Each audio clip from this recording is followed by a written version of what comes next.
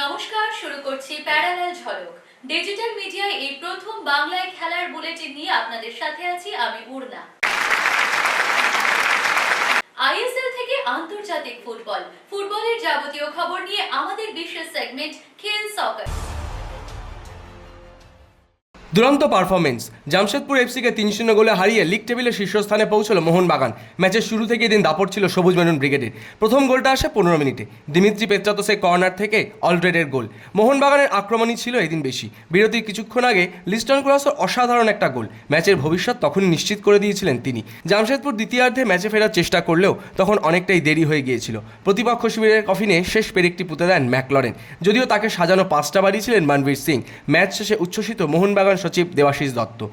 কালকেও বলেছি যে ব্রেক ছিল একটা, ব্রেকের পর রিস্টার্টে টিমটা সরগরম হতে সময় লাগে, কিন্তু আজকে আমি একটা জিনিস দেখে খুব খুশি হলাম যে মোহনবাগানের কোন প্লেয়ার নেই কোন প্লেয়ার আছে ম্যাটার করছে না।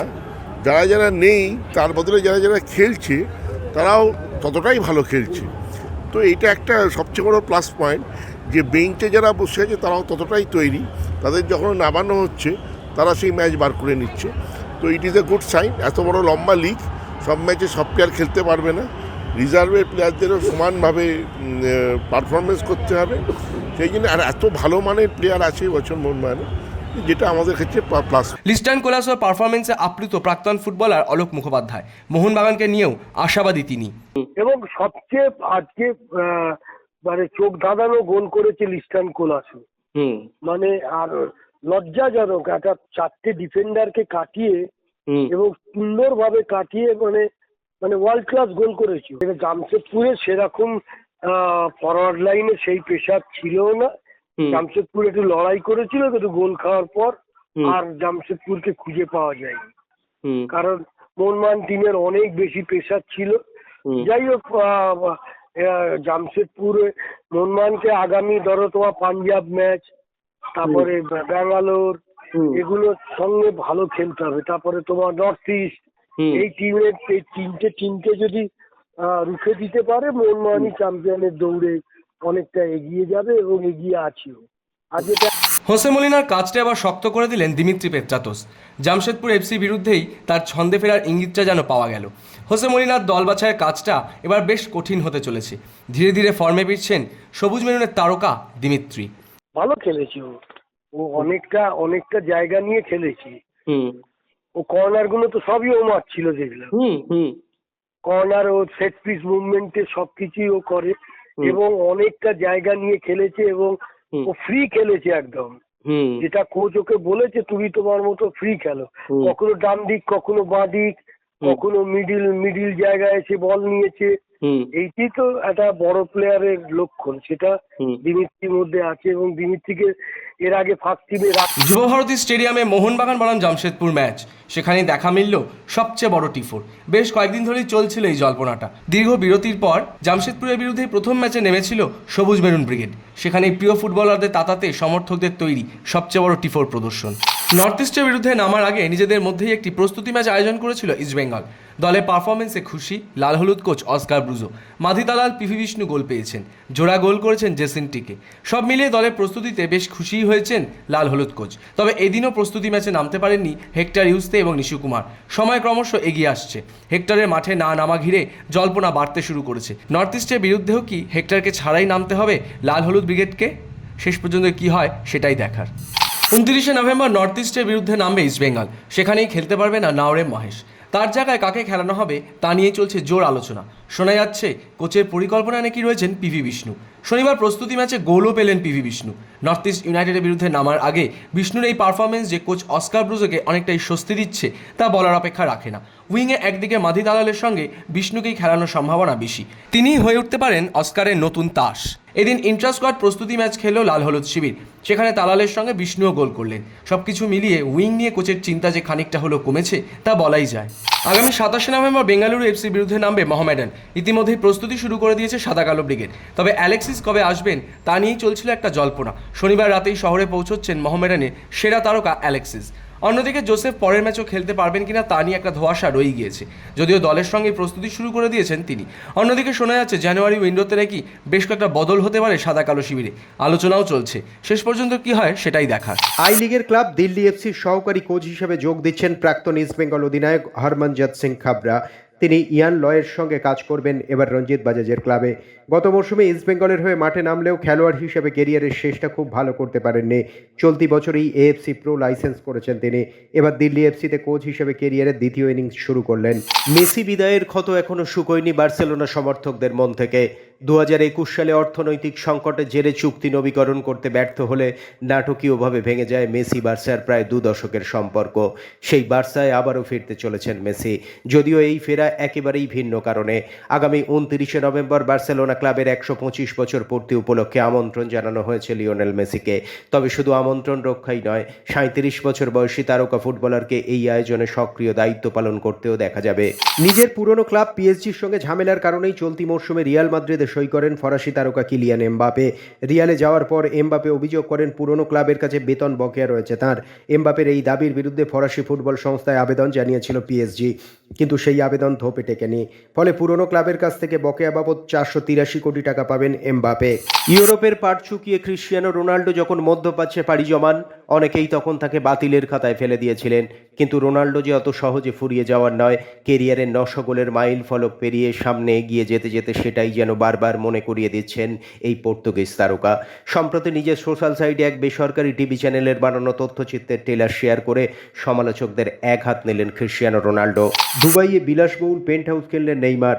দুবাইয়ের বুগাত্তি রেসিডেন্সে 456 কোটি টাকা দিয়ে এই সম্পত্তির মালিক হলেন তিনি। দুবাইয়ের আভিজাত্য এলাকায় অবস্থিত এই পেন্ট হাউস। সব রকম অত্যাধুনিক সুযোগ সুবিধা রয়েছে তার এই নতুন বাড়িতে। রয়েছে একটি প্রাইভেট সুইমিং পুল, যেখান থেকে দুবাইয়ের স্কাইলাইন দেখা যাবে। অত্যাধুনিক ফিটনেস সেন্টারও থাকছে। পেন্ট হাউসের আলোকসজ্জা দেখার মতো, মাটি থেকে সিলিং পর্যন্ত আলোর রোশনায়ে আভিজাত্যের ছোঁয়া। রয়েছে রুফটপ গার্ডেন।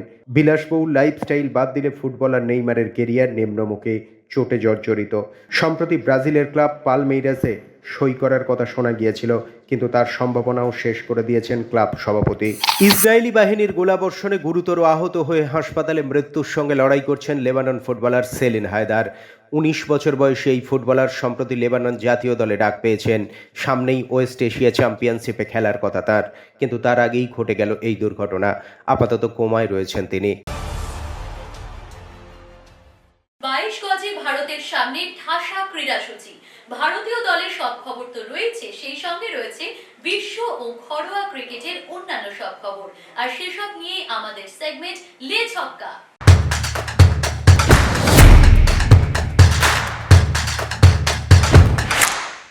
বুমরা, হর্ষিত রানারা জায়গাটা তৈরি করে দিয়েছিলেন।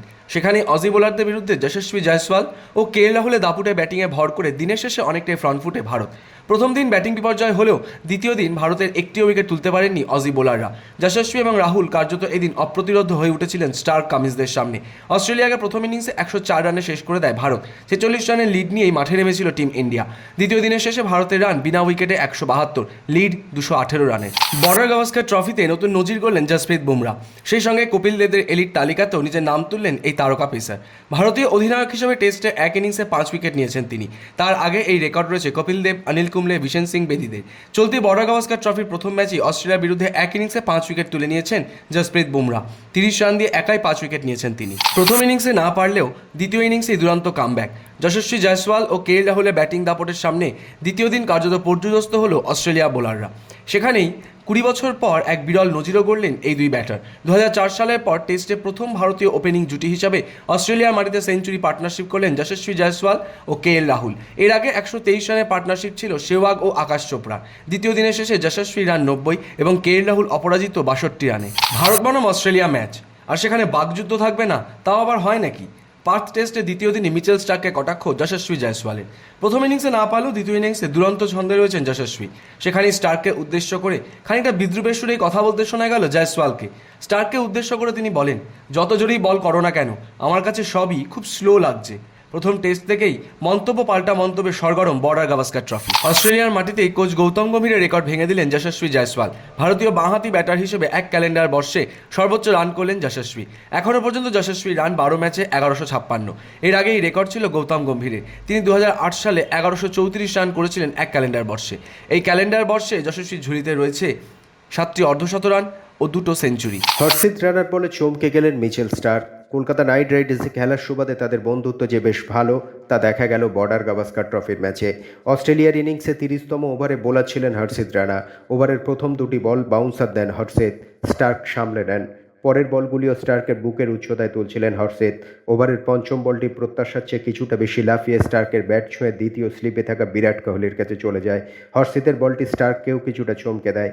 ভারতীয় বোলার নিজের বোলিং মার্কে ফিরে যাওয়ার সময় হাসতে হাসতে স্টার্ক হর্ষিতকে মনে করিয়ে দেন যে অস্ট্রেলীয় বোলাররা তার থেকেও বেশি জোরে বল করেন। স্টার্কের এই সতর্কবার্তা কিছুটা লজ্জায় ফেলে দেয় হর্ষিতকে। জিপ কাটেন, হেসেও ফেলেন। শেষ পর্যন্ত হর্ষিতের বলেই আউট হন স্টার্ক। পরপর 3টি ইনিংসে 100 রান করলেন তিলক। দক্ষিণ আফ্রিকার বিরুদ্ধে শেষ 2টি টি-20তে 100 রানের পর শনিবার রাজকোটের সৈয়দ মুস্তাক আলী ট্রফিতে মেঘালয়ের বিরুদ্ধে হায়দ্রাবাদের হয়ে 151 রান করলেন তিনি, সেটাও মাত্র 67 বলে। রেকর্ড করলেন তিলক। টি-20তে ভারতীয় হিসেবে এক ইনিংসে সবচেয়ে বেশি রান করার তালিকায় শীর্ষে তিনি, ভাঙলেন শ্রেয়াসের রেকর্ড। 2019 সালে মুস্তাক আলী ট্রফিতেই সিকিমের বিরুদ্ধে 55 বলে 147 করেছিলেন তিনি, সেই রেকর্ডই ভেঙে দেন তিলক। এশিয়া কাপের মিডিয়া রাইটস কিনল সনি, এমনই জানিয়েছে এশিয়ান ক্রিকেট কাউন্সিল। 2024 থেকে 2031 সাল পর্যন্ত এশিয়া কাপ সহ এসিসির সমস্ত টুর্নামেন্টের মিডিয়া রাইটস কিনেছে সনি। এসিসির প্রধান জয় শাহ সোশ্যাল মিডিয়ায় সনি স্পোর্টস নেটওয়ার্কের সাথে পার্টনারশিপের কথা প্রথম ঘোষণা করেন। তিনি জানিয়েছেন যে আগের মিডিয়া রাইটসের চেয়ে 70%-এরও বেশি দামে 8 বছরের চুক্তিতে সই করেছে সনি। নতুন চুক্তির ফলে সনি এখন পুরুষ ও মহিলা এশিয়া কাপ, পুরুষ ও মহিলা অনূর্ধ্ব 19 এশিয়া কাপ এবং পুরুষ ও মহিলা ইমার্জিং টিম এশিয়া কাপের সব সংস্করণ সম্প্রচার করবে। শাহবাজ আহমেদের দুরন্ত সেঞ্চুরি, আর তাতেই সৈয়দ মুস্তাক আলী ট্রফিতে জয় দিয়ে যাত্রা শুরু বাংলার। রঞ্জি ট্রফির পর সাদা বলের ফরম্যাটে মুস্তাক আলী দিয়ে কামব্যাক করলেন মোহাম্মদ শামি। একটি উইকেটও পেলেন তিনি। তবে এদিনের ম্যাচে বাংলার সেরা পারফর্মার শাহবাজ আহমেদ। বাংলা যখন খাদের কিনারে, সেই সময় শুধু ভালো সামালই দিলেন না, 49 বলে 100 রানের ঝোড়ো ইনিংস খেলে বাংলাকে মুস্তাক আলীতে জয়ও এনে দিলেন এই শাহবাজ আহমেদই। জেসি মুখার্জি টুর্নামেন্টে 4 বলের ওভার দেওয়ার ঘটনায় শাস্তি ঘোষণা সিএবির। ম্যাচের 2 আম্পায়ার সহ এক অবজারভারকে 2 মাসের জন্য নির্বাসনে পাঠালো সিএবি টুর্নামেন্টস কমিটি। যদিও এই ম্যাচে ফলাফল নিয়ে কোনো সিদ্ধান্ত নেয়নি টুর্নামেন্টস কমিটি।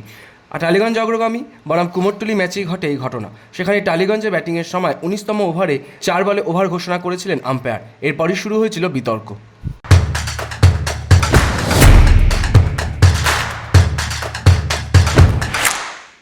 ফুটবল ক্রিকেট ছাড়াও রয়েছে অন্যান্য সব খেলার খবর, আর সেসব নিয়ে আমাদের সেগমেন্ট উইন প্লে।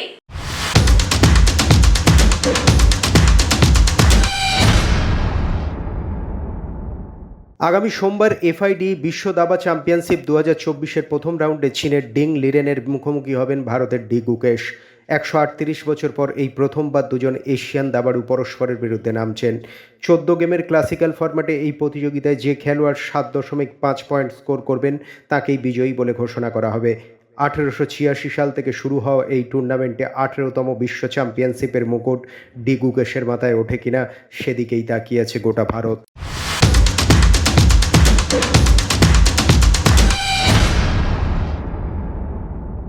খেলার জগতে হরেক রকমের মন্তব্য, আর সেই সব মন্তব্যের কোলাজ নিয়েই আমাদের বিশেষ সেগমেন্ট থ্রো ইন।